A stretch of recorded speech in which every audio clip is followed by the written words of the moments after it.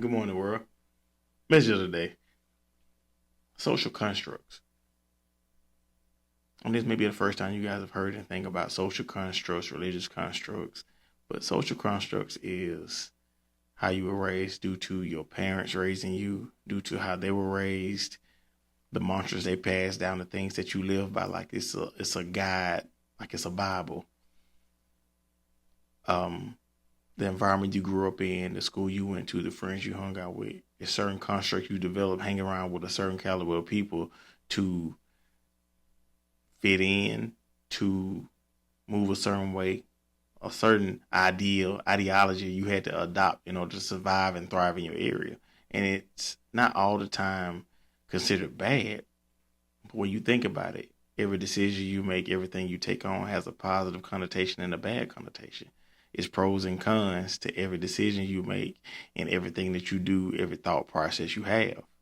So when you're experiencing that, you have to unpack all of that stuff to understand, like, hey, this was just a social construct. This is two things can be right at the same time, two things can be wrong at the same time. So the way you were raised, it might not line up with somebody who was raised a totally different way from a different side of town or a different construct that they were interpreting different than how you interpreted it.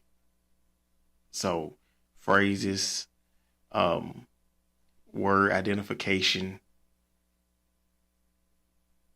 word association. You identify a word as one thing, but it's associated another way. You might associate it as a good thing, and they may associate it as a bad thing. It's just everything you have to be diverse in everything you have to be because it's always a deeper version or a more simplified version of how you think. It's a more high version of how you think, and it's a lower version of how you think. So you have to take all this stuff into account. That's why it's so important that we work on ourselves. It's so important that we identify the things that cause us to have, like I said, mommy issues and daddy issues.